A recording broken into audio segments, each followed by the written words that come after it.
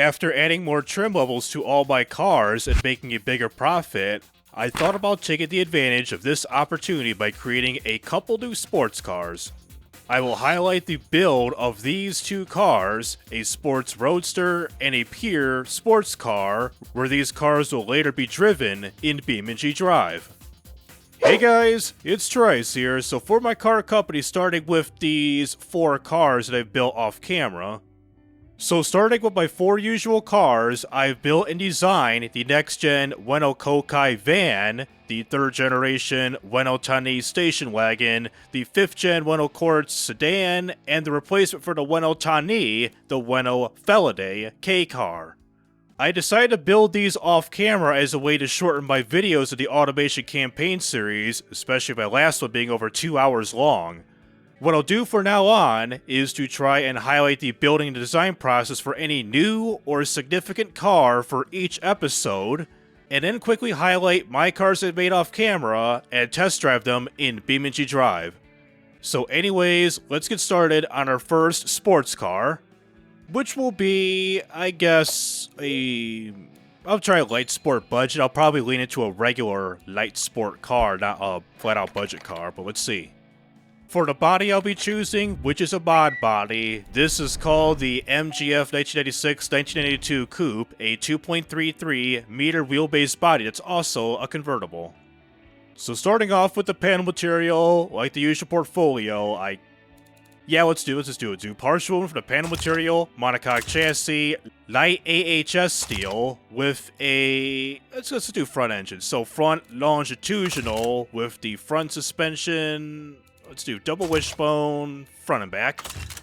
So for the engine, this will be based off of the HU series 4-cylinder engine. So if I were to click on, let's do the 2-liter variant. Let's see here. We'll choose a replacement. I'll probably make like a turbocharged variant or whatever. Probably do this like a naturally aspirated, turbocharged, and like a high output turbocharged model. Let's see here. So right away, with the facelift, it makes about 131 horsepower, but let's see what I could do to performance size it. So performance mid-intake. A little choppy, but what else can I do without sacrificing too much stuff? Let's do the headers. A little bit better. So for the HU20IP, the performance variant of this engine, so the bottom end has not been changed. And god dang it, freaking grabs. So change of the cam profile, springs and lifters up to 7,000 RPM will remain naturally aspirated. Minor changes to the fuel system other than the performance mid-intake as you've seen earlier, and decided to change up to a tubular long exhaust, some adjustments to the header size, good stuff to get the final horsepower rating of 165 horsepower at 6,400 RPM, of a torque rating of 147 pounds-feet of torque at 4,900 RPM. So quite of a big improvement in terms of power compared to 130 and change horsepower than once was when I first tried to work on the engine. And I think for the higher end performance model, I guess probably for the SR and S-type models, I'll probably make the engine smaller, like use the 1.8 or smaller and turbocharge that one. So anyways, let's give you a brief little manual poll test with this engine in version 4.2 of automation because I cannot transfer this to 4.3. Which is a little bit unfortunate. So anyways, give you a listen to the 7,000 RPM engine right now.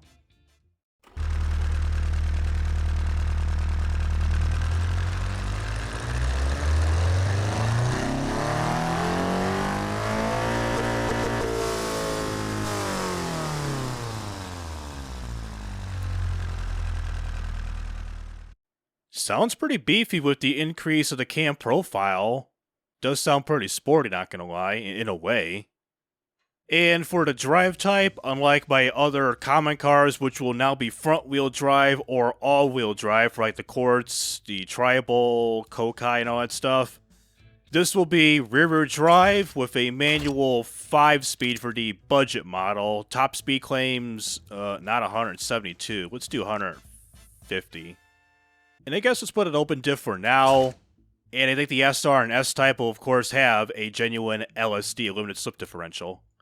For the tires, let's do sport compounds, 185s front and back. Probably do 195s. That would probably be good. And 15s would do for now. For the brakes, let's do solid disc, 2 pistons up front. Let's do 240s up front, solid disc single piston, 210s, and drop the brake first because it'll yell at us real soon. The under tray for the budget model, none for right now. Let's do 15 for the brake airflow. Interior, let's do a manual soft top. I guess standard interior and a standard CD player. I'm kind of thinking this will be like the budget, SR, and S-type model that I'll probably do. I'll probably do 3 trim levels off of this car.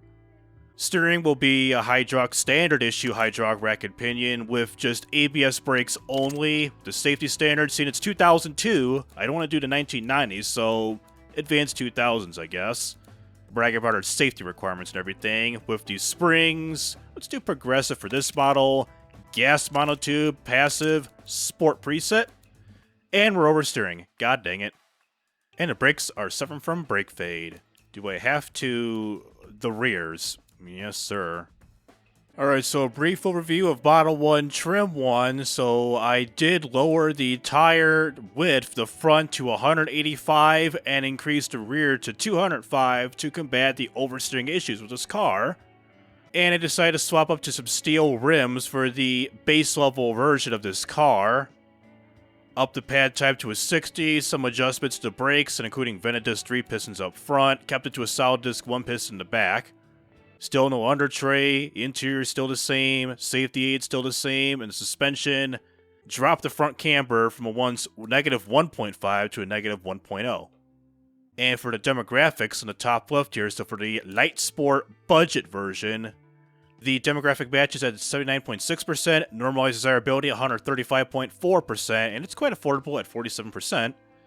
And going down to the regular light sport, the body age and price perception penalty is really starting to kick in. So for the name of this car, so under Model 1, we will rename Model 1 to the Ueno Apex. The first English word in quite a while. And Trim 1 will be renamed, I guess, SX for the standard issue model. I think I'll probably make this the SX, the second higher up model will be SR, and top of the line sports model will be the S-type. Anyways, before we jump into the SR model, despite these 4 problems, such as the front and rear dampers being quite hard, some brake fade issues, and the short gearing because I'm going to put this to 170, 180 miles an hour, let's check out of this and complete the design for the SX and head on to the SR.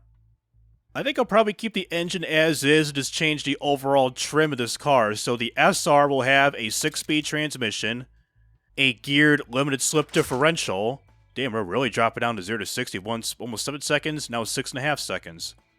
Put some alloy rims, probably jack this to some 16s. Apparently, I don't know, my company doesn't know anything about flow, sport, or a race diffuser. This will be quite risky putting any of these 3 on here because this will really delay the time frame to release this vehicle to the public, which also means designing and building a new factory for these 2 cars or sports cars. So my best interest, a fully clad under tray. This will be also the same thing for the S-type model. This will have the automatic soft top, really increase the weight a little bit with a premium and premium interior. And let's see here, we're getting into the sat-nav luxury. Damn, I'm about a year away for the sat-nav, which is a GPS system. So let's just do a premium CD player with the interior also. This will have variable hydraulic power steering with traction control included with our ABS brakes. And I guess give it some semi-active sway bars. I don't know about the suspension. 100% sportiness, damn. We are literally on the line between when it really begins to oversteer. Oh, well, really begins to oversteer, yeah. Oh, hey, even too, seeing with this DSR model, vented disc for the back also, and curb most of the sportiness brake fade in the back to about 0.9. So it will, yes, still complain about brake fade, goddammit. So I guess I'll probably wrap up the SR version of this car, and for the same exact problems which I won't list again, let's make the S-type model, which will have a different engine in this car. So for the engine, I have cloned the variant of the HE20 IP, which first of all, I'll downsize the engine considerably. So let's do the stroke, and I'll probably make this like a 1.6 liter, hold on. So I changed the bore for the veering capacity to 85.8 millimeters and a stroke at a nice 69 millimeters to get the veering capacity to 1,596 cubic centimeters, or about 1.6 liters. And I might as well change the HU whatever to the HU16 IT, which will be a turbocharged variant of this model. First of all, let's strengthen up the internals, so lightweight forged and regular forged. And drop the compression quite a bit and add the turbocharger, which will be a single turbo frickin' Saturn Sky Pontiac levels here. So for the HU16 IT, so what I did was for the bottom end, added a +1 to this bad boy, changed the RPM to 7,300 RPM. And the turbocharger, a little bit on the quality too, +1 with these settings that I got here, almost 12 PSI for the boost. Fuel system, I kind of thought about putting a direct injection, but I do want to remain kind of consistent with this family of an engine by keeping it at a multi-point, because I'm using a direct injection for the next-gen engines for my K cars and everything. Performance high intake with a premium fuel type, and the exhaust to 2.5 inches or 63.5 millimeters to get this power rating of 238 horsepower at 6,800 RPM, of a torque rating of 194.5 pounds-feet of torque at 5,200 RPM.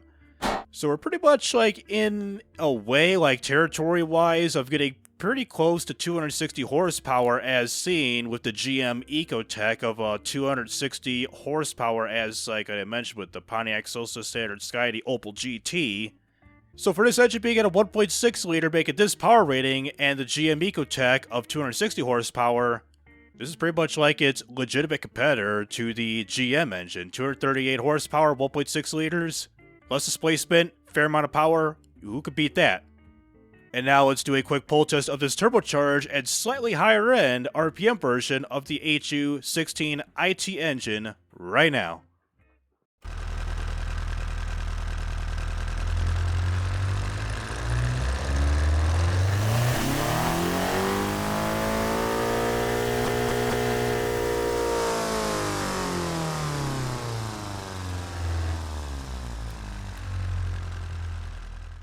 Some minor turbo lag, as you see, it really kicks in at around 2,500 RPM as it's like kick in peak, let's put a quote-unquote words, builds up and drops off as per usual.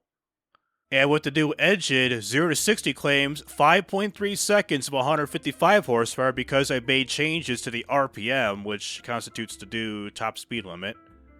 I think probably for the turbocharged model, definitely. I'm probably going to be increased the tire width. Let's do 225s, 195s. Let's see, can I do 200s? I got to do 235s. Yeah. How did the tires look in terms of fitment? Well, first of all, kill the offset. Fitment seems aight. But still, 205s and 235s front and back for a 2.3 meter base wheel body just seems comical. Like the frickin' Miata used 195s and all that, like the NC platform. Even for this version of the game, the 4.2 level of automation, and probably the new ones, it seems like you gotta have like some weird like tire fitments for small wheelbases to not have severe oversteer. Like if I were to try to match the tire width like an average car would, especially with being rear-wheel drive. Like this is unacceptable for any production car being at this oversteering level. And to combat this, just widen out the tires for the back end only to cure this issue. Or do some ridiculous positive camber setup, but you can only do as a 0.5 with this version of the game. And to give it that S-type feel, change up the premium interior to a sport interior, which will make this lighter as possible, more lightweight, and drop the freaking comfort level. What's the comfort level for a light sports premium? They don't care either. Our competitors is at 10.5, we're at a 10.8, so we're doing a hair better compared to our competitors on average for this market. And the cornering too, we're at a 1.12, and they got a 1.08, so we can hit the apex better than our competitors. So a final breeze through of the Ueno Apex. So here is the gearing. Not much has changed compared to the SR model. Of course, like I said, wider tires. Still vented disc brakes, 3 in the front, 2 in the back in terms of piston count. Aerodynamics haven't been changed. And you just saw with the interior to a sport level, nothing with the driver's safety aids, suspension, same thing, but I changed it to a sport preset again, and set the camber back to a negative 1.5. And the Light Sport Premium, according to the demographic match, 80.2%, normalized desirability 149.2%, 5% affordable, and fuel availability because of it being a premium fuel type at 98 Ki, 97.4% fuel availability. And for the problems of the car, pretty much as per usual, dampers to our brake fade and short gearing. So let's finish up the Ueno Apex and design the second sports car. So for my second sports car, this will be a pure sports car. So let's choose the sport budget level, and it wants it to have a coupe, aka a coupe. So for my pure sports car, this will be another modded body, which is called the Outrun 2000s FR 1995 Coupe, aka Outrun 2000s 4.27. And for the panel material, let's check this out here. So how are we with aluminum? Not really. But do we have aluminum presses? Well, we're going to be building a new factory for our two sports cars, so we're at $17 billion. Let's see here in terms of stats. Let's just choose this for now. Monocoque chassis, made out of light AHS steel. And of course, front longitudinal, because we're not going to be like Ferrari or anybody else to do a mid type of engine layout. The front suspension, like the Apex double wishbone, and for the rear, let's see here. I might as well be European. Yeah, let's do a multi-link and be a European. So for the engine, click on clone variant, and I believe for the SX model, probably choose the FC series and make this a 2.7 liter, or probably use a 2.4, then a 2.7 for the SR, and maybe a V6 for the S-Type. Let me think about this here. So let's choose the FC24, and let's just keep it as is, but make some improvements of the naturally aspirated IP engine. So instead of 200 horsepower, what do we get now? 205. Ooh, this is a little bit better with improvements over the years with this facelift. So as you recall, the actual engine is a 2.7 liter engine, and what I did was lower this, kind of like from the Ueno Quartz S-Type, the Gen 4 model from years ago that pretty much started off this automation series from my Mr. Jack and 000 days years ago. This is a 2.4 liter engine that is armed right here instead of the 2.7. Oh wow, 7,200 RPM? Damn, we're doing numbers, so let's, what are my stresses? Plenty of stress up in here, man. Let's just do 7,500 RPM and 223. Sheesh. So not a whole lot of changes, so 75 RPM will be our new engine RPM for this engine, so it will still be naturally aspirated, still 98 Ki fuel premium. So not a whole lot of effort, of a new horsepower rating, 221 horsepower, 7,000 RPM, torque, 180.1 pounds-feet of torque at 5,500 RPM. So the tuning part took like a couple of minutes, not even a couple of minutes for just this here new variant of the FC24 engine. This will be, of course, rear-wheel drive. I'm kind of thinking for the S-Type, maybe the rear-wheel drive and all-wheel drive variants of this car here. So 5-speed, claims 167, let's do 160, realistic sake. Open diffs for now because of it being the SX model of this car. 275s, god damn, it recommends 205. So, let's do 235s front and back, baby, and really do something about the goddamn fitment. Good enough, so we got some 18-inch rims. I guess I'll keep it as is, and maybe, what are 19s like? Yeah, I'll do 19s for the higher up model. So brakes, let's do solid 3s, 300s up front, and a solid 260s in the back. The under tray, base level, so none, do a 25. Interior, standard, and standard CD, no convertible with this model. And we got ourselves 2 seats, so 2 in the front and some basic ones in the back. Will this hurt the sports car segment if I build the rest of the car here? So let's find out here. Progressive, gas, passive, sport, oversteering, and sport. GT, it's a Grand Tour, but price perception is a crime. And it thinks it's a family sports car too, but it desires a freaking sedan because we got 4 seats, but this ain't it, chief. So nothing about the seats. It says 2 to 5 seats is our range, so our 2 seats in the back are okay, right? Like, what if I, where do I go here? Yeah, here. What if I get rid of them? Track, super, duper, McCooper, so 8390 and 8281. So the normalized desirability was, yeah, through the roof without the 2 seats in the back. Well, it's like everybody else would put the 2 seats in the back and not care about that. And brake issues. I was kind of concerned about the brakes, anyways. Was first of all really dropped the percentage, and 60 on here. Okay, teeny tiny bit of brake fade, but it ain't really that much. Alright, so I cured the oversteering problem, so no front camber whatsoever, and decided to settle with 2 35s at the front and 2 55s in the back. Like, it just already has like a 500 horsepower motor, which needs this wide of a rear tire, and overall tire width if I were to be symmetrical front and back with 255s. So I guess in terms of overall, like, build and whatever that parts with the base level version of this pure sports car. So final overview, everything as so. So for the naming of this car, Model 1 will be renamed the Ueno Kage, which is Japanese for a shadow. Trim 1 will be the usual, the SX variant. And despite the problems with the Kage SX, such as the front rear dampers being hard, the engine on US fuel octane, let's make the higher up 2.7 liter model and go from there with the SR variant. So I'll clone the IP yet again and call this the 2.27, and I'm kind of thinking about turbocharge this thing, so IT it is. So wait.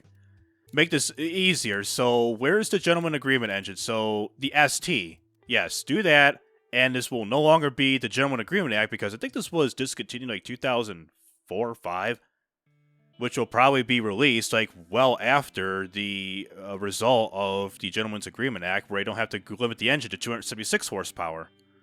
And with the facelift, 284 horsepower, so this will not be the 276 with the Gentleman's Agreement Act, this will be way more.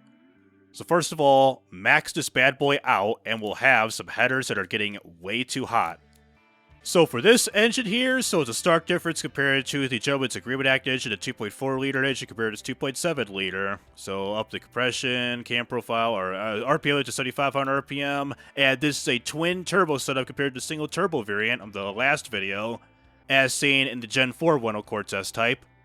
And I did add a direct injection instead of being throttle per cylinder like the last one. Decided to be realistic with the single throttle setup of a performance high intake. And the exhaust still pretty much the same. Change the exhaust size headers a little bit to get this horsepower rating of 355 horsepower at 7,000 RPM. Torque at 312.4 pounds-feet of torque at 4,400 RPM. So the difference between the naturally aspirated 2.4 liter was like 220 something.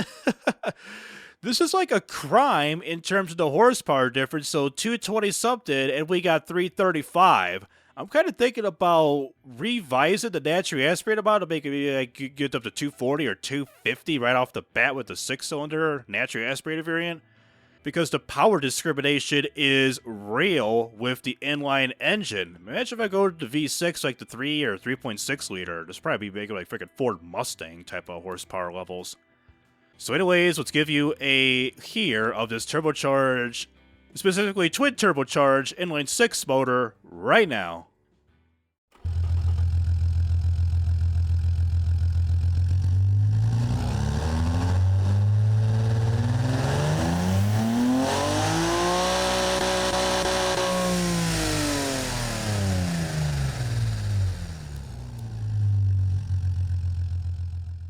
Not too bad of an idle RPM sound, and not only that, the turbo lag isn't that bad. Really kicks in at 2200 RPM compared to 25 or 26 with the 4-cylinder.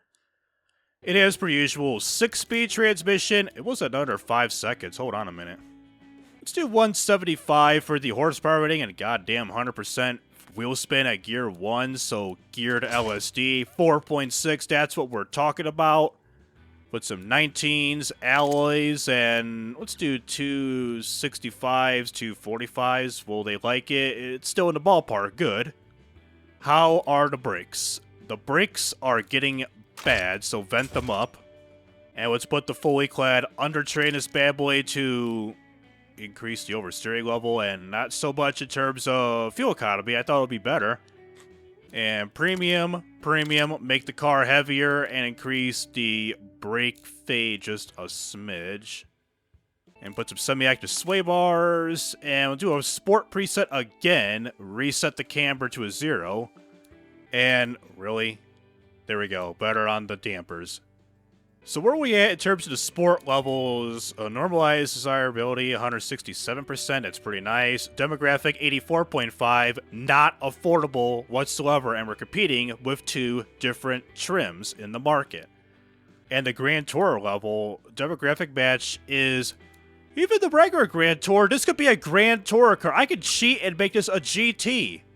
How about a hypercar? Price perception, it's in the ballpark. How about a supercar?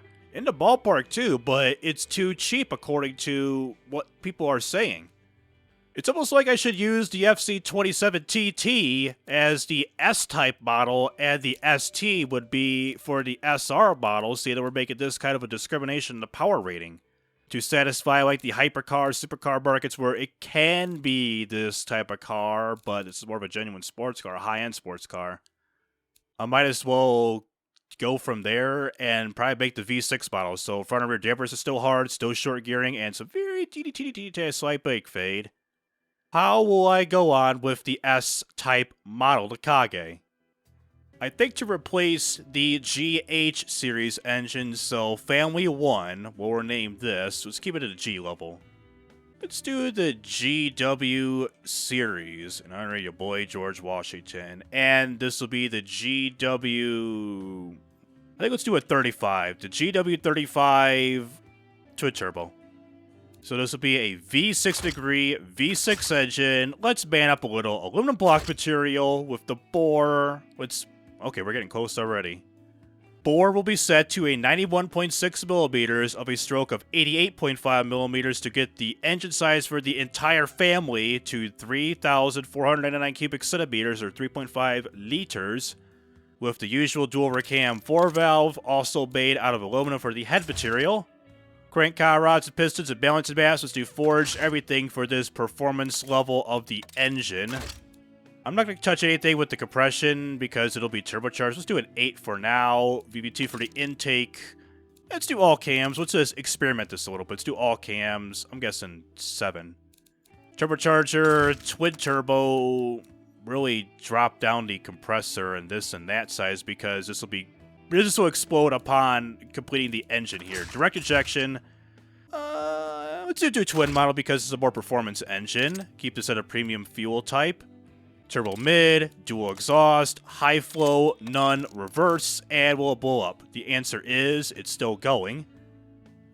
And it's still going. What if I click? It's still going. Is there a problem here? It claims 460. I'm kind of thinking that I should use the single turbo model for the SX model, the Kage. The SR will be the twin turbo, and the twin turbo V6 for the S type. This is so broken. Do I have to like restart the game or whatever? Because I can't get nothing here. What if I advance? Okay, I just had to do some black magic. So 461. This is pretty damn criminal. Let's can I do sport? Hold on. So sport, it's not affordable, 84% the demographic, normalized about 155, rounding it up. Demographic match for Grand Tour, 77%, but more desirable at about 179%. A little bit affordable, but not the greatest in comfort. Wow. I think for the sake of the power rating, I might as well choose all-wheel drive. I think I'll probably make a rear-wheel drive variant, or let's just do all-wheel drive because of the freaking power rating of this engine, which I gotta like tame this somehow. And not only that, not even trying, I'm getting Conrod stress. Look at the torque, 432 torque and 428 in terms of these torque stress. So I have to make this engine less powerful for it to be able to run safely to make this more reliable in the long run. So for our all-new GW35 twin-turbo model, nothing's changed for the springs and lifters and the cam profile, which is a bit surprising for this engine here. So in its twin-turbo glory, and I did drop this to a single instead of a twin, to try to reduce the stress on the car rides in the long run, which gets the horsepower rating to 443 horsepower at 6,600 RPM, a torque of 413.4 pounds-feet of torque at 3,900 RPM. So with just little effort after building the engine, we're pretty much blowing everybody out of the radar. This is pretty much like Ford Mustang levels, but made by the Japanese with 2 less cylinders. If I were to compare this to the 2002 Chevy Corvette, the Z06 model, this car made 405 horsepower with the freaking LS6 V8. And probably when this car will be released, which will be the C6 Corvette, around 400 to 505 horsepower according to a Google search.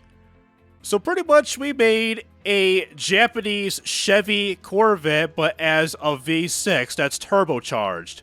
So let's give you a listen of this Japanese quote-unquote Corvette right now.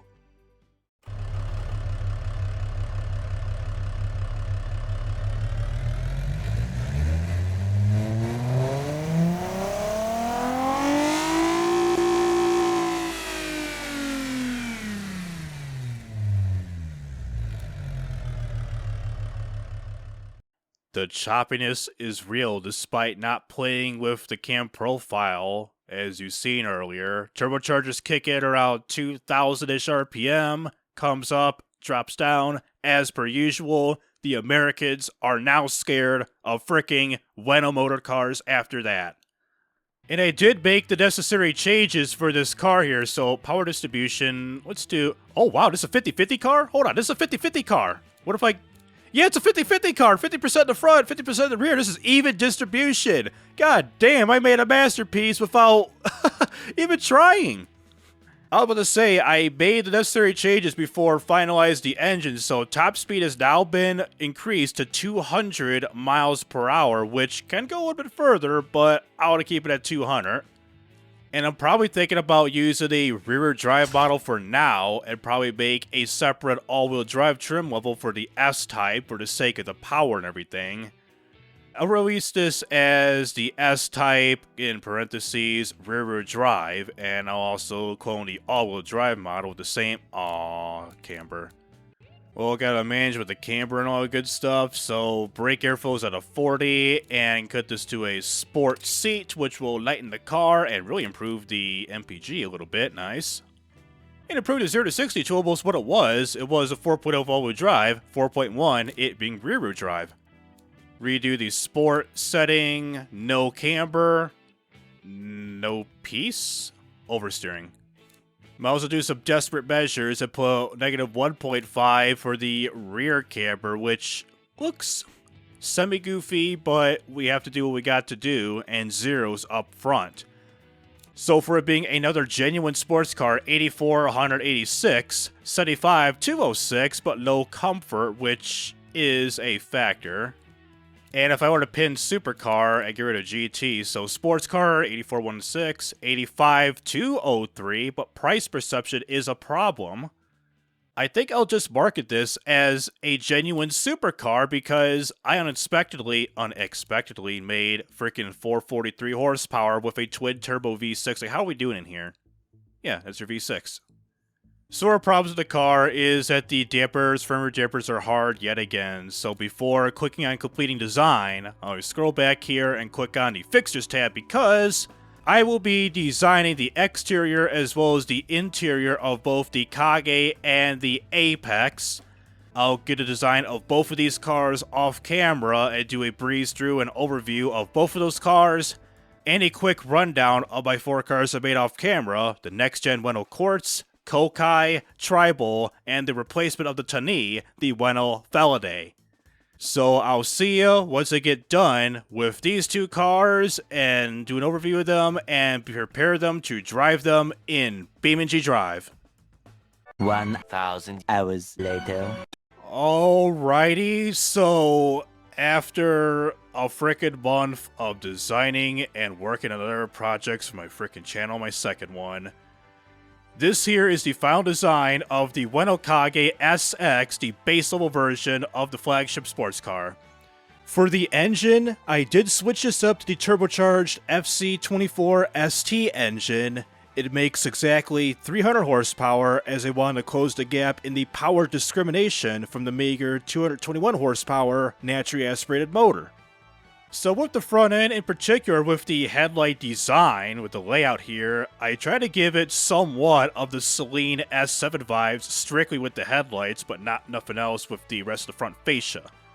So for the front end, you pretty much got your stereotypical wraparound grille that goes in between the headlights like most of my other cars, with an aggressive lower grille with side vents that kind of works as brake cooling ducts that goes into the brakes, but I don't even have any models for the brake ducts. And a basic front splitter up front to generate aero in automation. And the sides, pretty basic, nothing much other than this here side view mirror with a turn signal integrated in the side view mirror as seen right here. And instead of having like your stereotypical door handle just plastered on here, I decided to integrate the door handle in between the door seams up top. I pretty much inspired this off of the Chevy Corvette, the C6 model, of placing this here door handle with the lock right on top. And the back end, a little bit interesting in terms of the lighting design. So I believe, what are these called again? Some tube, this and that lights? Where are they at? Ah, they're called the tunnel lights, this here fixture mod. So these tunnel lights are for the brake lights dead here in the center, the turn signals on the side, and of course on the right side is the reverse lights for these little tunnel lights. You know, it's also a little bit of a unique feature here with the daytime running light that kind of wraps around most of the taillight housing. If I hit the brake light button here, the brake lights also meet up. The center brake light LED strip meets up with the daytime running light. So here's the brake lights and the daytime running light. And again, a little bit of a unique touch. And you got a basic lip spoiler in back, a rear aero generating diffuser, and a big ass exhaust pipe. And heading in to the interior of this thing, so fairly basic for the, inside? Got some cloth seats for the SX standard issue model, some gray and kind of dark black or light black cloth seats, same thing for the running boards here. And also a unique feature for both this car and the Apex, we got ourselves the harder, farther speaker setup, basically a parody of the Harman Kardon sound system. With our two speakers, a little thingy here, the door to access like a little shelf storage bin in pretty much in between the seats. And with this car, same thing with the SC and SX models of all my Ueno cars for this video, this time period. While I was building this thing, this fixture was brand new with this wannabe Chrysler 2000 CD and cassette player mixed in right here. This little cassette player, CD player. Rather than using the infotainment system dead center like my other cars from the last video. And res up to 8,000 RPM, got the boost gauge in the middle, 320 mile an hour, or kilometer an hour speedometer here. And quite of an interesting odometer reader right here, and the gear reader that tells you what gear you're in, specifically what this thing is, and of course, like I said, this is the odometer reader. And gauge cluster, including the icons here for like your temperature, ABS, everything else in general. Same thing for my last cars. And steering wheel setup, sides and everything. Everything is pretty much the same like the other cars. Now stepping up to the SR level, so everything pretty much is the same in terms of the exterior. Same thing with the back end. Other than the SR badging and else in general. So with the insides, we pretty much got your stereotypical SR branded lag. Interior setup with the coloring of the leather seats. This time it's leather with black leather and red inserts. Same thing with the black and red coloring with the door sills, the door cards, and a red and black leather steering wheel. Maybe basically these are leather and still plastic where it's blacked out here.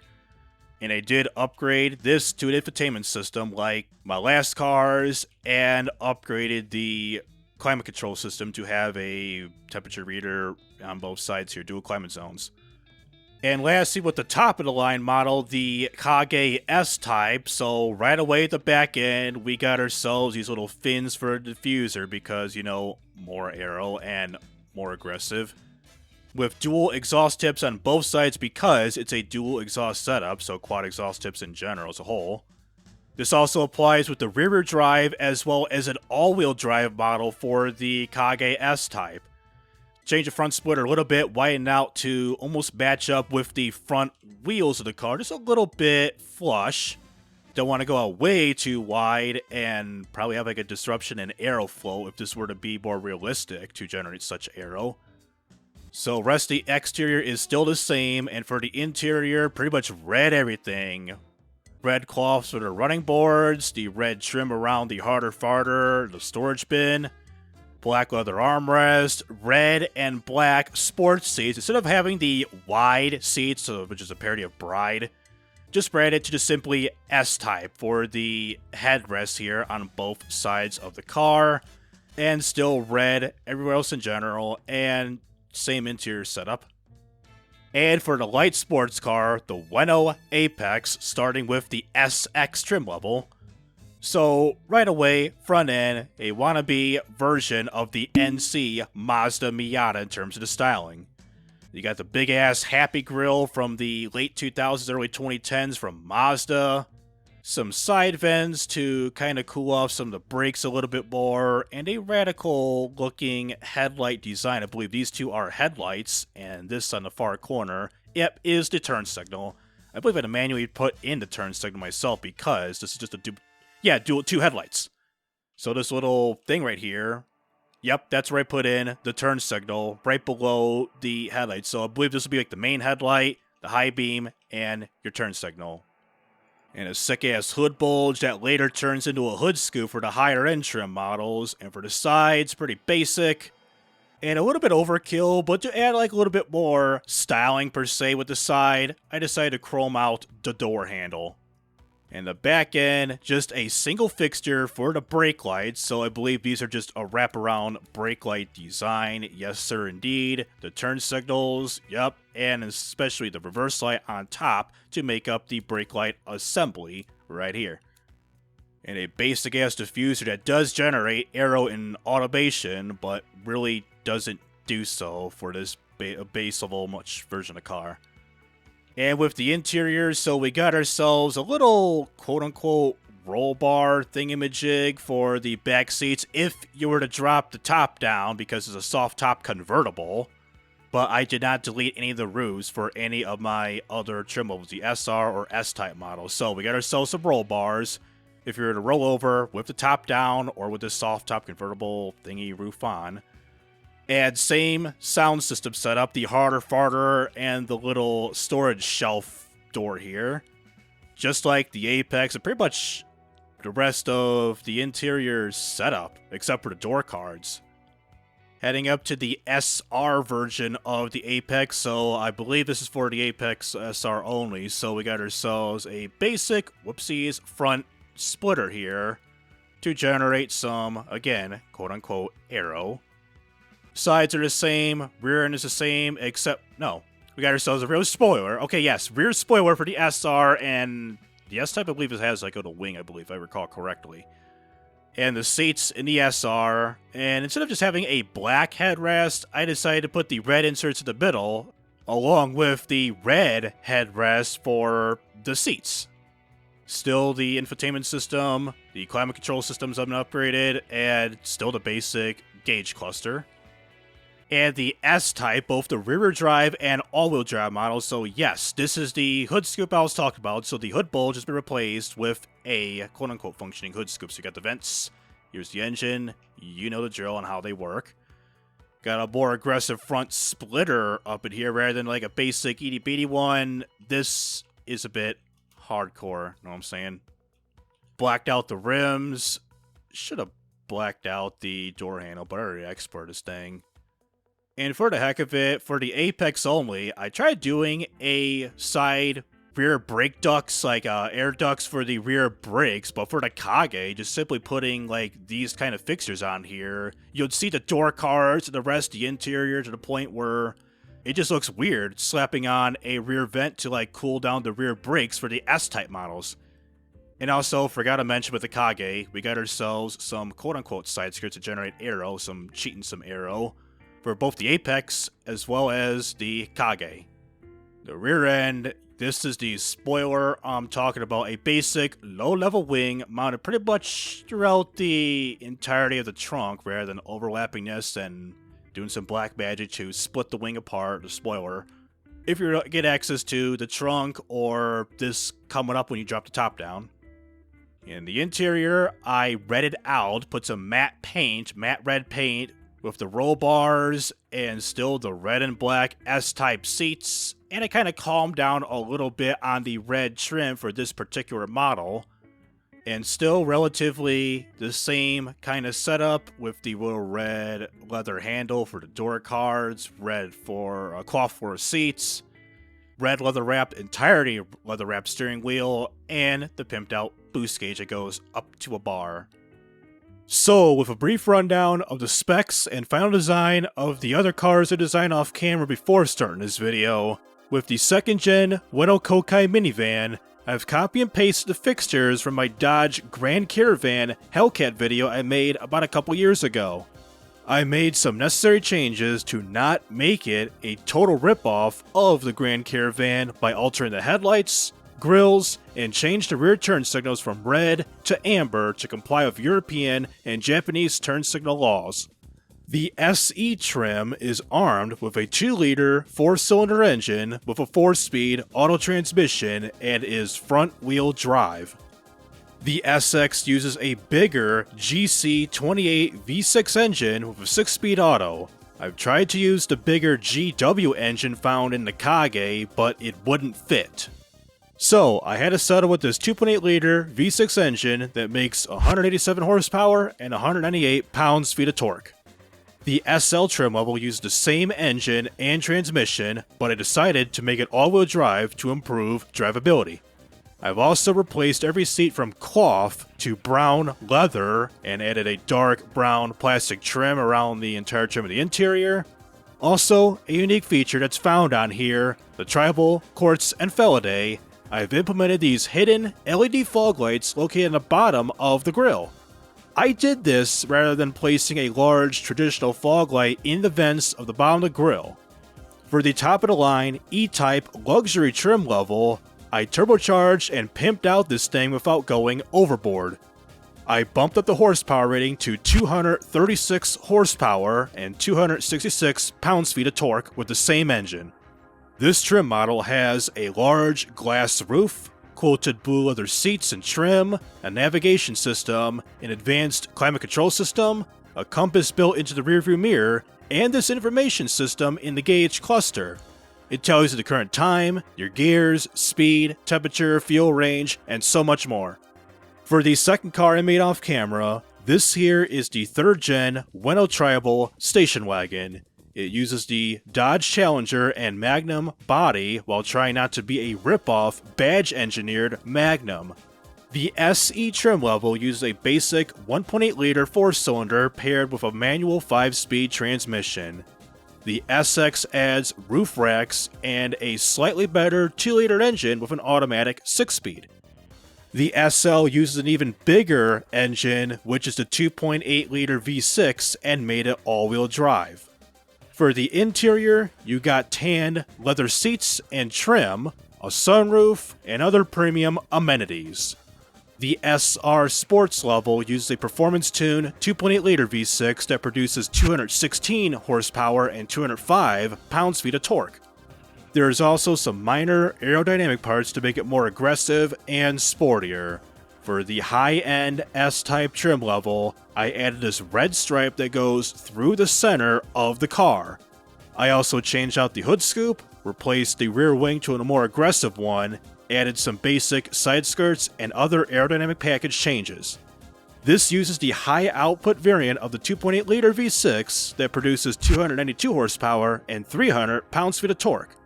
It's a step up compared to the low output turbo variant found in the E-Type Kokai.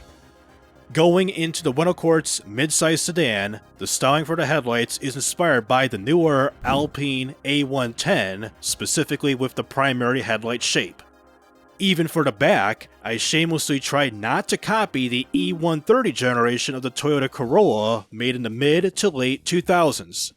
Starting with the basic SE trim level, like the Tribal, it used the same 1.8 liter engine and same 5-speed manual transmission. The standard issue SX level is just like the Tribal SX, it's got the same 2-liter engine and 6-speed automatic. For the premium SL trim level, I changed out the cloth seats and upholstery to a tan leather interior for the seats and plastic tan trim for the door cards, dashboard, and other similar parts for the insides. The SL's drive type was switched from front-wheel drive to an all-wheel drive. The SR trim level used the same drive type but with a performance-tuned HU20 engine that produces 165 horsepower and 147 pounds-feet of torque. Instead of using the 6-speed automatic, I switched it up to a 6-speed manual. The final trim level, the S-Type. It used the same 1.6-liter turbocharged engine found in the Ueno Apex sports car. It has a more aggressive aero and body package. It's also got S-Type branded interior with the sports seats and coloring and a better sports-tuned suspension. For the final car, this here is the Ueno Felidae. It serves as the successor to the outgoing Tani. Felidae is the scientific animal classification for a cat. This car is within the strict K-car requirements of being no more than 3.4 meters long, 1.48 meters wide, and 2 meters high, and also having an engine displacement of under 660 cubic centimeters. The SE trim level uses the all-new but basic EM60 engine, which serves as the successor to the EK series engine. This non-VVT model produces 43 horsepower and 43.7 pounds-feet of torque. For the SX level, hardly anything's been changed for the interior and exterior. However, it uses the VVT version of the EM series engine, which bumps up the power rating by only 2 horsepower. The SL trim level used the same engine, but used a 4-speed automatic transmission. It also has brown leather seats and hidden LED fog lights like my other cars. With the SR level, I bumped up the horsepower rating with this engine to 53 horsepower and 47.6 pounds-feet of torque. I also brought back the manual transmission and added some aerodynamic fixtures to make it more aggressive. Finally, for the S-Type Felidae, it's got all the bells and whistles that's usually found on other S-Type models. With this car, it uses a turbocharged K engine that produces 63 horsepower and 62.4 pounds-feet of torque. This is the maximum legal power limit implemented for all K cars set by Japanese law. So now, let's engineer all my engines and cars to prepare them for the market. I'll start off with something simple with the EM series engine found on the Ueno Felidae. So it claims 58 months, which is about 5 years to complete a brand new engine to succeed the EK series engine. This will be the most simplest, so I think I'll keep it as is. The actual cars will be the biggest problem in what I got here. So the car is 58 months. No, wait. Yeah, Felidae is 58 months, the engine in 65 months. I'll keep it as is, 65.3 months. No need to really rush this particular engine because it's not really necessary for this car here because we got the FZ HU engines and the GW engine needs to be added here. So let's put this in with the vegan tooling plan to succeed the EK series engine. This is a medium. I believe medium. I'll probably do this for the GW engines, maybe. Like, this will be a performance level engine factory. I'm going to have a build a brand new freaking factory. I'm going to do that. So, large engines, $60 billion. We got 16.9 freaking billion in the bank. 60.9 like Bugatti, but the engine size. So, engine factory 5. What's this called here? Right click. Here we go. We'll just pick a random ass town here. So this will be located in the town. Let's just do Vita. the Vita Engine Factory. We'll place it in this little town here. So this will be a large 3 iron forged with some QA testing and expanded. And we'll just do staff facilities. And a project of $1.2 billion for this here factory. So it'll be for the IVE, IP, and IT engines. So Q&A seems okay-ish for now. QA threshold, let's do 81.1. So the Vita engine I call these tooling plans. Well, let's do tooling plans. Vita, tooling plan, copy, and paste. There we go. Now it's very uniform. Tooling plan, tooling plan, tooling plan, tooling plan, tooling plan. Vita will be the EM series' home. So, sign off. It'll take up until July of 2007. July 2007, this entire project will be done. Well, before signing off, we got ourselves large. Okay, now I can replace the Fruity assembly plant and upgrade this to a large. So this will be replace the Tani with the Felidae. So let's upgrade this to a large because I got the large plot.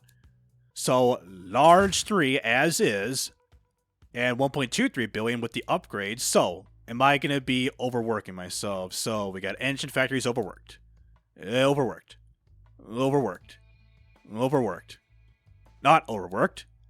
Not overworked. So we're definitely in line with the batching load. So we should be good. It claims 14,073.2 with all of the cars listed here. Let's just go through every single one just for reference. So, started the SE, 15,767.3. The SX at 13,528. The SL, goddamn, 25,824. This would probably be a big money maker. The SR at 10,449. And the somewhat limited production S-Type, 9,038. Why is the SL always stupid expensive compared to the S-Type? And I'm making a loss as of now, so let's just click on the Yes, sir, indeed. Alright, let's see. The SE starting just over 10 grand, about 13 for the SX, 15, 19, and almost 24. Calculate. So 697 losses, and recoup over time in 2. That's more like it. That's how you sell a car, and market a car, and price a car. Screw you, automation, with your make the SL stupid expensive and everything else cheap. July 2007, this will all be done. A little over 5 years of time. And the Felidae as well as the EM series is all done. Let's head on over to the Ueno Kage sports car. And the Kage claims 60 months, 96 months in time for the Kage and 60 for the FZ series engine, a facelift. Mark II variant to get it out of the gentleman's agreement phase of the 276 horsepower, because pretty much by then, this will be the end of the gentleman's agreement act, and we can put pretty much as much horsepower we want to. So the Kage is going to take some time, so let's increase this a little bit, but not be too stupid with it, so probably 63.5. And by May of 2007, this will be done with the Mark II variant of the FZ series engines. And it wants me to do the GW series engine, so where will this go? 95.7 months of a 96-month freaking project. I'm gonna drop this thing, so let's do like 80-something months, so 42. Let's try 83 months, and I'll try to batch this with the Kage, trying to bring this down damn near a year in time of building this car, as well as the engine. So, vegan will be where the GW series will go, because it's a more limited production factory and engine and all that in QA general. By December of 2008, the GW series, this engine will be done. Damn, son, so about 7 years. And I might as well build a brand new medium engine factory, or car factory for the Kage. So medium will do. This will be the more limited production performance level factories and all that stuff. And we'll place it around the lake of Lago Jamenga. So this will be, what do I name my car factories? So let's just do the Jamega Assembly Complex. Just paste it in there. It is medium 3 going to do... I'm also worried about the FZ series. So medium 3, still in line, steel. And I might as well do aluminum, QA, and galvanization to like reduce some of the, you know what, with the rusting and everything to improve reliability and all good stuff, and staff facilities. Over $600 million project with this space here. So starting with the SX, we may be operating either breaking even or operating at a loss. So SX ain't doing jack. SR, $20,000. Okay, we got a pricing discrepancy up in here. The rear drive S-Type. Ooh, yeah, bitch. Yeah, bitch. 136 a J a piece. The all-wheel drive, about the same, 135. And the very realistic, you know what I'm saying? Very realistic. Let's do 40. Let's do 40 even for the SX. 53 with the SR, and the S-Type will be 71,000 rear drive and 76.5. Whoops. 76.5. What? What if I manually... Okay, 76.5. There you go. Now, are you stupid now? So, making negative 215 with our old projected prices. We mitigated some losses, but I don't know. It's 41.5, but increased to 15% for the deposits down, required deposits. This will probably be a loser car at first and a make money car afterwards. January. I'm going to drop this. Hold on. All right, 96 buds. Drop, drop, drop, drop, drop. All right, 83 buds for the car, 83 buds for the GW, and well in line with the FZ series engine. So we should be 172. And a little better. Saved a little bit of money. There you go.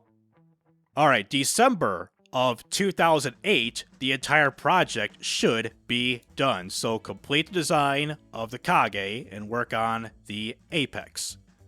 The Apex claims 99 months to build a light sports car? Are you kidding me? So 36 months is what? The HU series engine. Okay, the HU. And this will stay at cranky. But we're being overworked. But we're still being overworked. If it has to come down to this, I gotta build like a huge engine factory if I got to do so for my mass production 4-cylinder, this and that engine factory. February 2005 this will be done, but I need to see what's going to happen if I were to go in line with the, let's do Apex.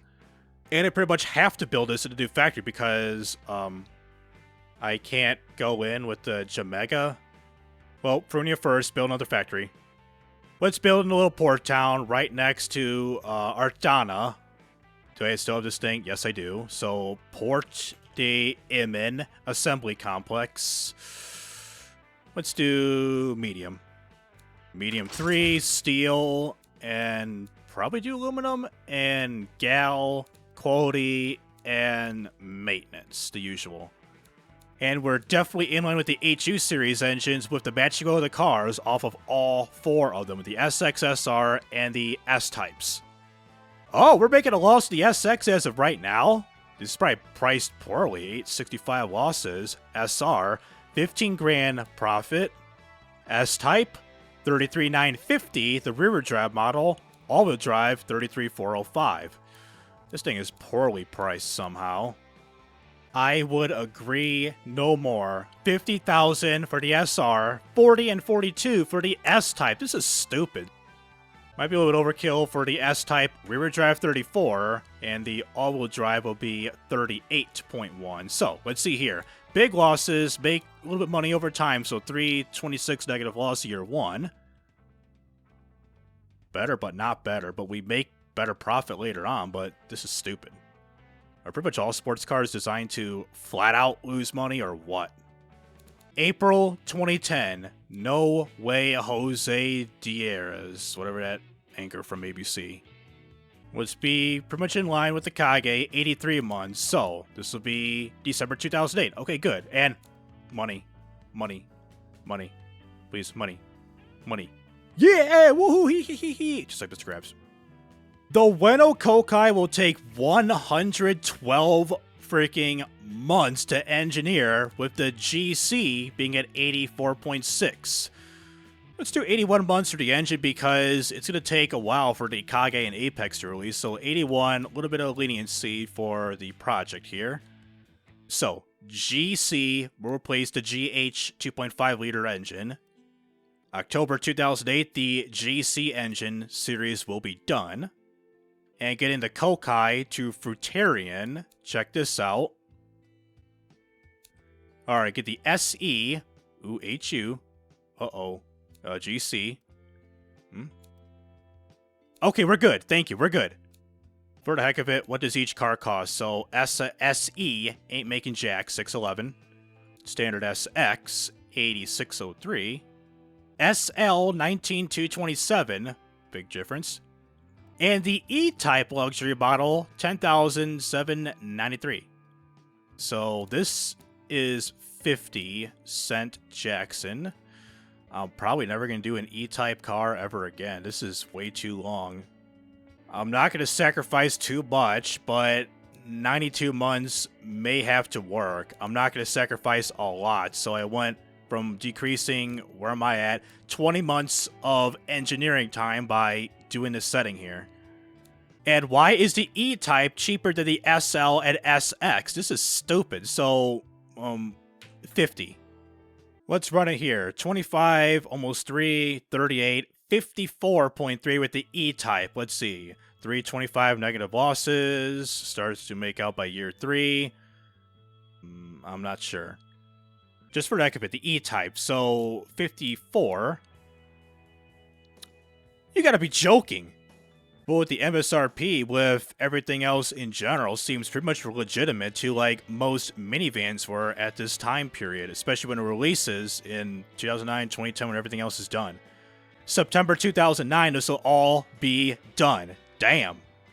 And for the tribal, put it in the nutty assembly plant. Okay, now it's going down with the HU engine, so we're not going to be over-exceeding our load. And getting an idea of the financial part, just under $1,000 per unit off of this car. The SE, the SX, 91, SL, I swear to God, 20,155, SR, 13,368, almost 369, damn she fine, and S-Type, 30,713. I guess this will be our big moneymaker despite being a limited production vehicle. So the engine is all good. 103 months for the tribal. Let's go back to the car. And 103 months. Drop this down quite a bit. And work hard, play hard. And let's do 91 months for the tribal with this setup here. And we're going to be making money right off the bat with this car, our core car. So, less money now. So, are we all good? So, 173, pushing $1 billion by year 3. Big time loss, damn. So our problem with the profit margins is the SL trim level, because I dropped this down by $1,500 and I gain quite a handful of $1 million by year 1. Let's say if I were to click on the number, so 31.7, 26.4, so in line with the SX, so 31 million. 254? So you're saying nobody can afford my freaking SL level at a realistic price? You gotta be joking. Let's do 30. Make it a bit realistic for this time period. So 34, 254. There's a hard cut. This is stupid. A hard cut in terms of the profit margins. It's the point where I want to say I don't care anymore, like Phil Collins, and just do it. By August 2009, this will be done. And now the last car, the Ueno Quartz, the 5th gen model, to be placed at the Chunky Car Factory. And we should be okay with the terms of yes we do. And let's choose the cars. SE, overworked, overworked, overworked, overworked. I need a large factory, a huge factory to be specific. And what's the profit margins for the heck of it for each car? So my SE, bucko cheap ass bucko, whatever. SX, 11,000. This is unrealistic. SL 26, you know the drill, SR 13829, and damn near 31,000 with the S-Type. This is stupid. And it takes 101 months for the Quartz. Let's drop this down to be in line with my other cars. Alright, 90.9, close enough with this car, so I have to do something with my engine factory. Help me out, engine, help me. Wait, this is a large too. What if I... There we go. Maybe this is also changed here. Let's see here. Let's see. Okay, it seems good, but is it going to be good? It seems like it's good for now. I don't know if it's good or good. This might be overkill, but let's see here. I'm probably making these cars a little bit too expensive for the time generation. Not expensive enough. I'm making some profit. Screw you people. Buy up. I don't care. Buy my cars. I don't care how cheap it is. The HUIVE is not being produced in the factory, but it's going to be used by one trim. What is the problem? Where is my IVE? Right here. Put my IVE in here, bitch. Because it hasn't selected it. So IT. Up. And your mom's house. I don't want to downgrade my existing large 3 factory. I mean, if I have to, I pretty much have to. I mean, they're going to be semi-slaved, but let's think about it. Because if I were to downgrade it to a large 2, so what if I... Well, I can't because it's the factory part. Large 2, and check out the finances for the car. Like, how much we sell per unit. So, 904, 2 billion, and 2 billion. I might as well take the sacrifice for now by downgrading it to a level 2 large factory, and probably for the future, make a huge engine factory for my main engines, the HU series engine, and probably for the next one, maybe make like a freaking K sports car, or a different engine for like trucks, SUVs, or something like that to Americanize ourselves for the future. So final overlook, we're okay, 90.9, and in line with the matching low, just under, good at the pricing, and drop this to 53 even. Thank you. That hard cut is well worth it. April 09, we should be done now. So, Kage signed off, Apex is signed off, Kokai signed off, Treble signed off, Quartz is signed off, Felidae signed off, GC, GW, EM, HU Mark II, FC Mark II all signed off of a total project of $6.51 billion of 92 months to engineer this bad boy. We got 16 mil in the bank. I might as well not do a loan and sign off and wait up until the point we go live with selling our cars, or if we hit the frickin' 2008 recession, which I don't know if there is a recession in this game. Just, you know the drill. Take it at a time, either when the car's being made, when we lose a crap ton of money, and so on. So 258 a million up until 2-1. Cranky is being overworked. No, you are being overworked. And 1 something. 2 something. I'll speed this up and get you there right now. Alright, finances are starting to tank. 46.7 million, 68 million. I believe the construction of our factories are coming along now. 34.5 billion in the bank. And yes, we got the income really dropping up in here. And the expenses... Uh-oh. No factory. So is this the construction? So 228 million. Will this... We're still making money.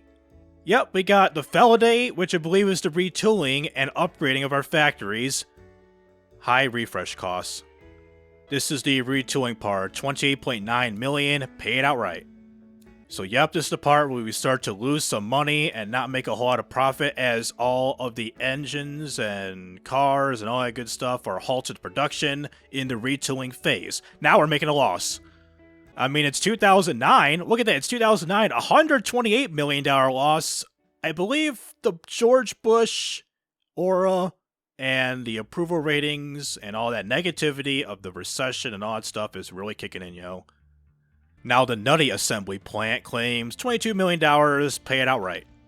Vertarian, $32.8 million refresh. Alright, September, this will all be done. So this is August, so $188 million, $202 million losses because they're all going to car engine factory constructions. September. The Tribal, Apex, this is all done. So 195 million. And please, $830 million. Hell yeah, brother. Making all that money back. Can we be $1 billion? Let's just roll out for a few months. 830, 908. This is going to be just the pop, and that's it. So we were making 200 something million dollars per month. We're making 9s, making 7s, so we're really dropping down. I'll wait up until mid 2010 just to get an idea financially for our cars and everything else in general for our factory and everything. Okay, 792. And drop down to stop. What is that? 2020 is coming up fast. There will be 10 years before the game will end. Okay. A little bit of fluctuation, so the affordability, yep, the recession has really kicked in. Yo, nobody can afford my damn cars, like big time afford, you know what I'm saying? Okay, 539, and up until May, we will get 491, and hit pause now. Pause, 491 into, please, 503. So, on average, we'll probably be making, with all of our cars here and the prices laid out, we'll probably be making around $400 to $500 million a month. So currently, as we stand, it's June 2010, and we currently have $39.5 billion in the bank. $503 million was June's earnings of our income. And our company is valued at $47.2 billion. Our prestige value is at 14.0 of a worldwide average of 9.9. The headquarters rep, 26.3 versus 14.7 on average. So I'd say this is a pretty damn good project, everything in general. So the Kage, we're making micro losses of $1.88 million for all of our units. The Apex, good wins, $15.4 million. The Kokai, $18.3 million. The Tribal, one of my core cars, $102 million. The Quartz, $137 million. The Felidae, ooh, nice, $242 million. So the Felidae is a hot HOT or H0T seller of damn near $250 per month. So anyways, let's bring the Kage, the Apex, the Kokai, the Tribal, the Quartz, and the Felidae all over to BeamNG.drive to see how they all perform and all that good stuff. So here we are at the modded map of the American Road, North Barstow State with the Top Gear test track, a 1-to-1 version of this here track at this map. And we got the Ueno Apex, the S-Type rear-wheel drive model of this car, ready to go here to do a single lap at the starting line here. And normally I'll be doing this on my wheel, but unfortunately with my Thrustmaster TGT2 wheel, it unfortunately doesn't work on here for PC as well as on PS5 too, trying to get this thing set up. So I'm pretty much back to the usual PS4 controller to drive this here car and for the rest of my cars. So let's get ready to start things off here in 3, 2, 1, rev it. 5,000 RPM launch. Let's just go to sport mode for the drive controls. Third gear we go, at 0 to 62 in 6.1 seconds at 360.74 feet. And turbocharger going a little bit mental, so here comes our first braking point. Brake a little bit, and into another brake point. On the throttle. Ooh, a little bit of oversteer. That's pretty much the life of a 1.6 liter turbocharged engine, like you're trying to be like Saturn, Pontiac, and the Opel GT of this type of car here. And coming up to Hammerhead, I did try this out, so before the marker, maybe another pump there, a little bit of track limits, and will this lag right here, because this portion always, yes it does. It always lags in that little spot here at the end of Hammerhead for some odd reason. I don't know why, probably some optimization issues that the mod author got for this track here, or what? And making a right out here. A little bit too fast. Back on throttle. And it's pretty much just flat out through here. So hug the tires here in. Had to let off a little bit because I was unsure if I was going to crash into there because my stupid ass had a controller to my wheel. And into a left here. And a little pump there. In. Nice corner. And mild brakes. Dive in, brake, throttle. 1 minute, 31 seconds. Let's see. This thing is still counting, but this is my only lap. 1 minute, 30 seconds, 933 milliseconds. And it puts us on top for now with the leaderboard here. So it did beat out by almost 2 seconds of the Ueno Tribal, the SR variant, the naturally aspirated, I think it's the Gen 1 model, the Tribal, I believe. So doing the same exact run, but this time with the all-wheel drive variant of the Apex, still the S-Type trim, we get ourselves a 1 minute, 27 seconds, 800 milliseconds, which is about a 3-second difference compared to the rear-wheel drive model. Next car on the list, the Ueno Felidae with the patchwork that is see-through and clipping in between one another. God dang it, man. It's sometimes the unpredictability of some of the automation fixtures once they export to BeamNG.drive right here. So see, this car is fairly slow. Let's get it into review and count things off here in 3, 2, 1, go. And I know the gauges don't work because they haven't really programmed. You can program the gauges to work and stuff like that. You gotta like tune with the description or something like that, and like highlight what fixtures, specific the needles, to like rotate at a certain point for the coolant, the RPM, speedo, everything in general, like whatever gauges you want to do. And I believe you can do the same thing with the pop-up headlights, I believe. I'll definitely look into that for the future. So 0 to 62 at this thing is a 12, body roll, 12.27 seconds, 672.48 feet. Let me redo that again because that was a terrible ass body roll. Alright, here we go. Down in the corner, down on the lines, but a little bit over the lines, but I don't really care that much. So let's see what we can do at Hammerhead. Alright, into Hammerhead, so let's do just past the line here. Was that my top speed limit I put in place? Because I put a top speed limit like other K cars do have the limit set to, I think, 80 miles an hour for this car, but I know real K cars, I think I mentioned this, that they do have a speed limiter in place of up to, like, right on here, 60 or 70 miles an hour, and that's the legal speed, like, restriction and electronic speed limiter for such K cars. Damn, terrible ass input on me. 81, yep, so no matter what, I can only go up to 81 miles per hour for a K car.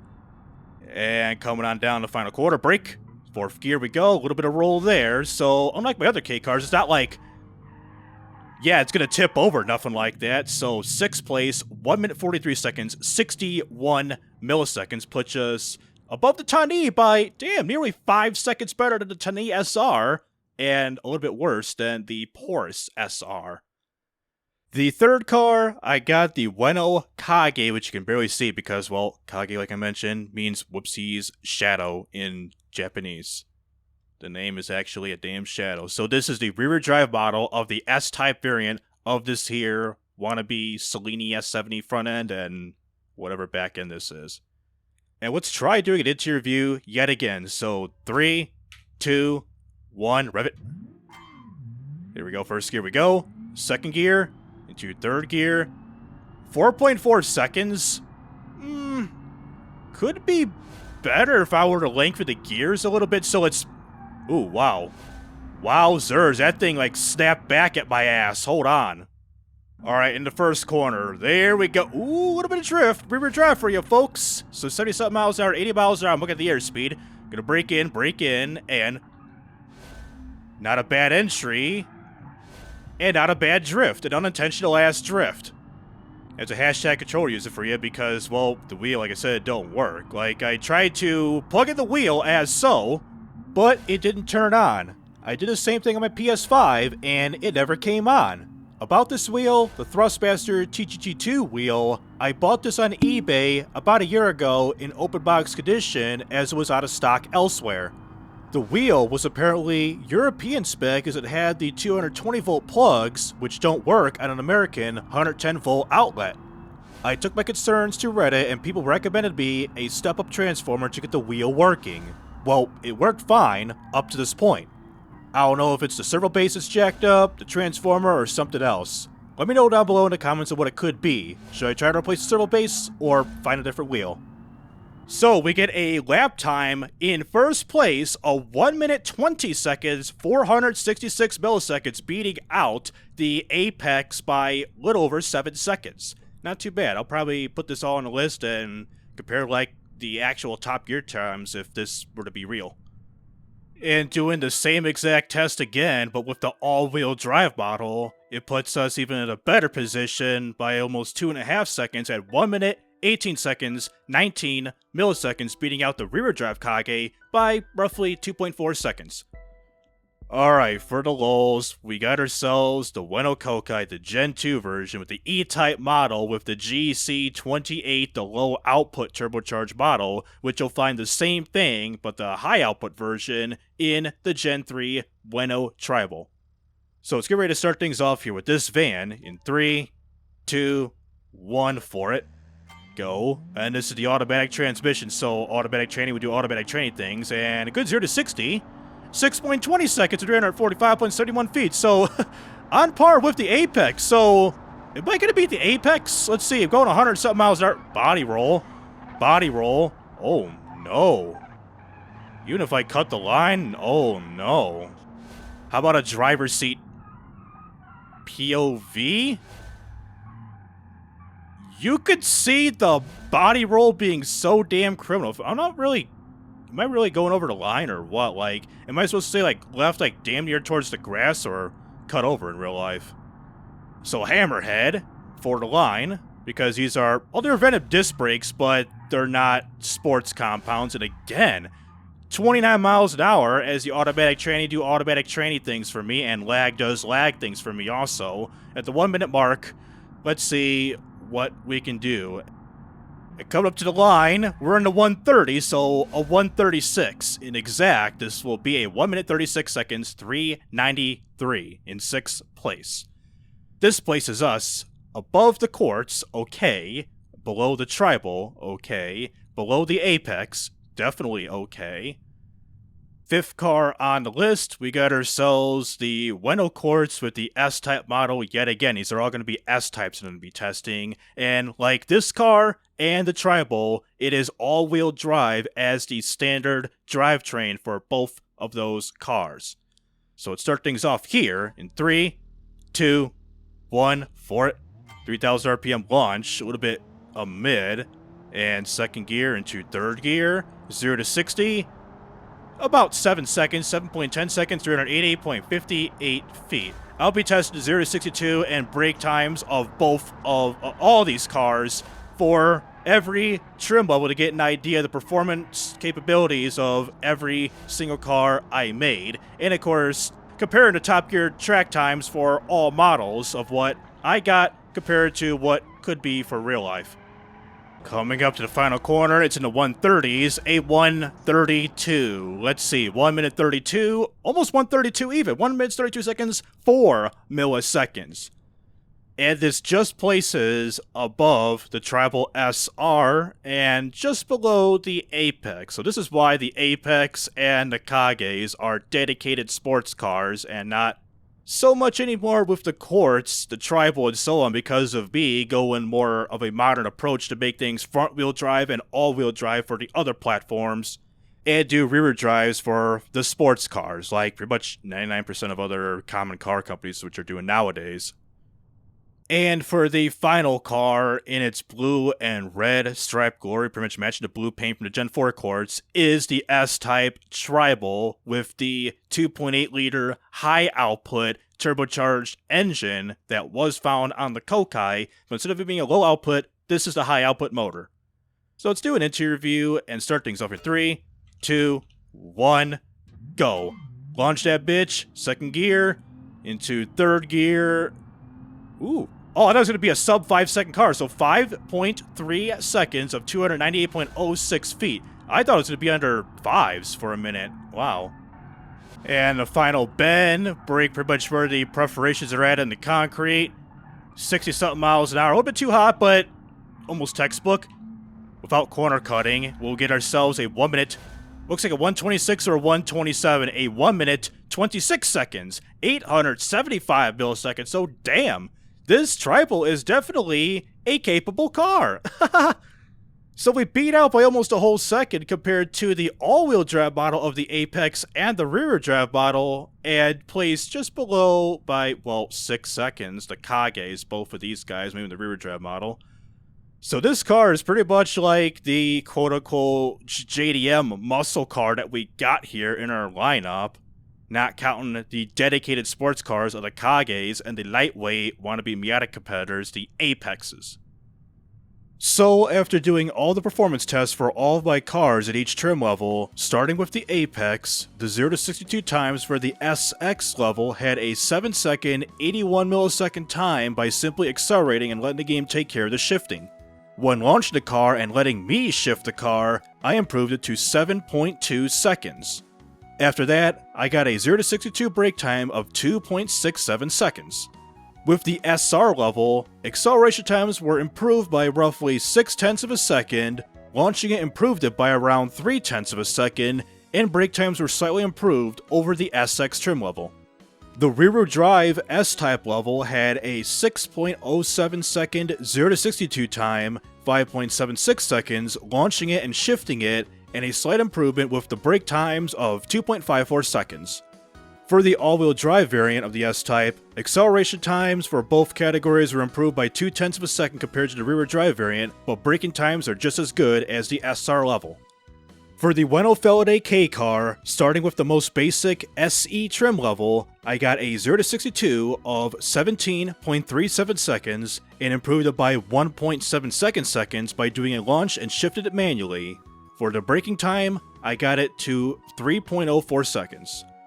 For the standard SX trim level, the regular 0 to 62 is roughly the same compared to the SE level, but it did worse with the launch despite having an automatic and a slightly better motor. However, brake times have slightly improved with a 2.93 second time. With the premium SL level, it got the worst acceleration times with and without a launch of 18.10 seconds and 16.8 seconds respectively.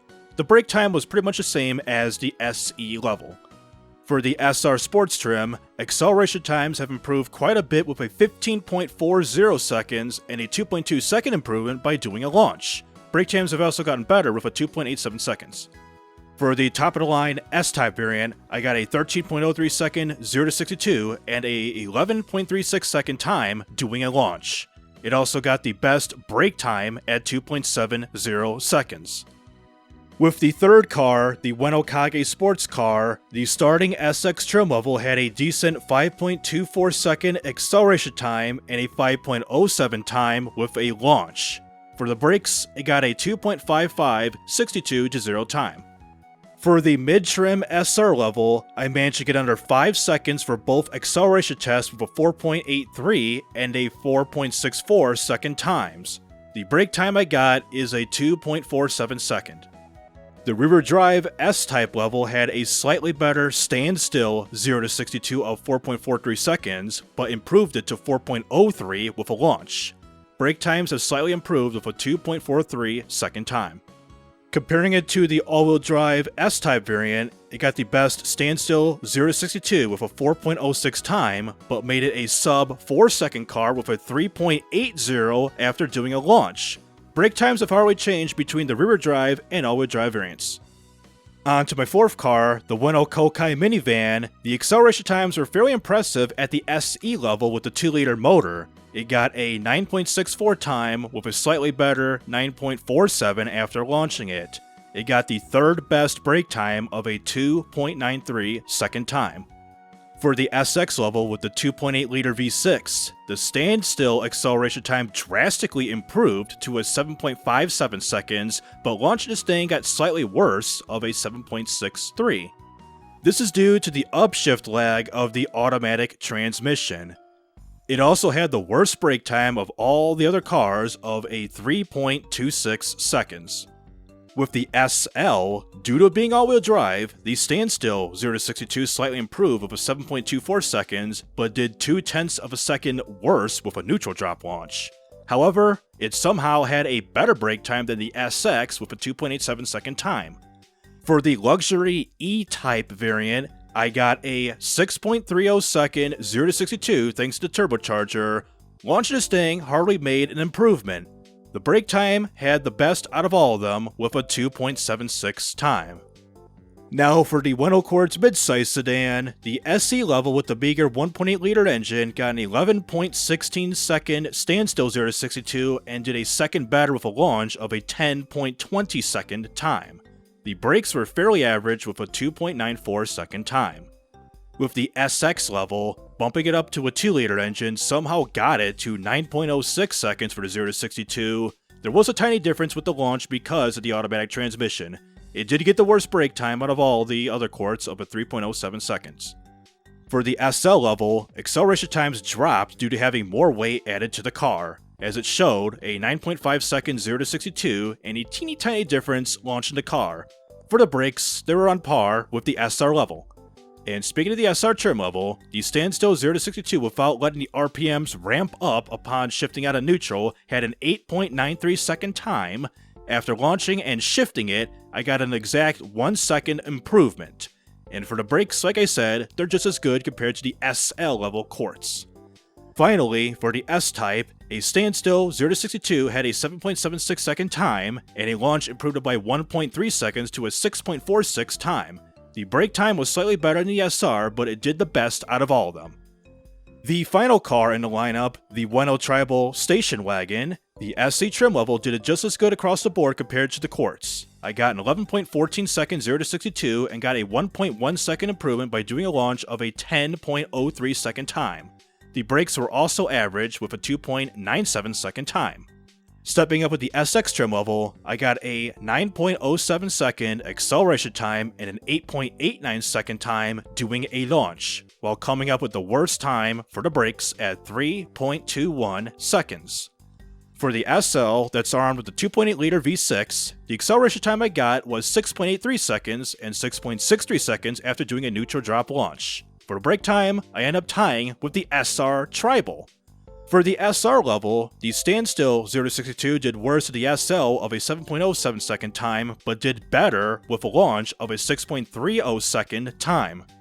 Lastly, with the S-Type level, the standstill 0 to 62 had a 5.77 second time and exactly 5 seconds doing a launch. The brakes did the best out of all of them with a 2.57 second time. Comparing all my other trim levels tested in the video with the Top Gear track times, starting with the S-Type Apexes, both the rear drive and all-wheel drive models, the rear drive model got a 1 minute, 30 seconds, 933 millisecond time, which is on par with the B6 Audi S4 Quattro with the 4.2 liter V8. For the all-wheel drive model, it got a 1 minute, 27 second, 800 millisecond time. This beats a Weissman MF3, the 5th gen Chevrolet Camaro SS, and the S550 Ford Mustang GT. For the Ueno Felidae K hatchback, it got a 1 minute, 43 second, 61 millisecond lap time. This practically ties with the W203 Mercedes C-Class and did better than the BMW 318i, the E46 generation. For the Kage sports cars, the rear drive model got a 1 minute 20 second, 466 millisecond time, which nearly matches with the Koenigsegg CCX, and did better than the Lamborghini Gallardo LP570 Superleggera and the Mercedes SLR McLaren. The all-wheel drive version got 1 minute 18 seconds, 19 milliseconds, which nearly matches with the Caterham 7 Superlight R500. However, it did beat the Bugatti Veyron, Pagani Zonda F, and a Maserati MC12. For the Kokai van, the E-Type luxury model got a 1 minute 36 seconds, 393 millisecond time, which is a tad better than the Hennessy Velociraptor, the EP3 generation Honda Civic Type R, and the Alfa Romeo Barrera. Moving on to the Ueno Quartz sedan, it got a lap time of 1 minute 32 seconds, 4 milliseconds with the S-Type variant. It ties with a handful of cars with this lap time, such as the Vauxhall Astra VXR, Peugeot RC, Mazda RX-8, Renault Sport Clio 200, and the ND generation Mazda MX-5 Miata. For the final car, the Ueno Tribal S-Type, it got a lap time of 1 minute, 26 seconds, 875 milliseconds. It's on par with the Aston Martin V12 Vantage, Ferrari 575M, the Volkswagen Golf GTI Mark 8, the 2nd gen Lexus ISF, and the C219 Mercedes CLS 55 AMG. So, with all of my new cars for the 2010s, especially with the all-new Ueno Kage and Apex sports cars. The Kage is the answer to the C6 Chevy Corvette. It's priced at a competitive level that doesn't break the bank.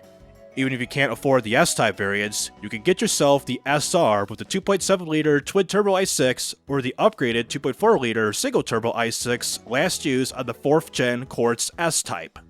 For the Apex, it also serves as a direct competitor to the Mazda Miata and a successor to GM's Kappa platform of cars, like the Pontiac Solstice, Saturn Sky, and Opel GT. You can either get a 2-liter naturally aspirated engine that makes a decent amount of power, or man up and get the smaller, turbocharged 1.6-liter model that makes over 230 horsepower. You can either get it in rear-wheel drive or all-wheel drive. For the future, I'll probably create a K sports car or try to Americanize ourselves by reintroducing my failed Ueno Kuma pickup truck or another truck or SUV added to our lineup. So anyways, that'll do it with automations, campaign mode, and BeamNG.drive. And for those who are interested in this type of content, please be sure to like and subscribe so you won't miss out on any videos like this in the future. So this is TRIZE Rising Up, and signing out.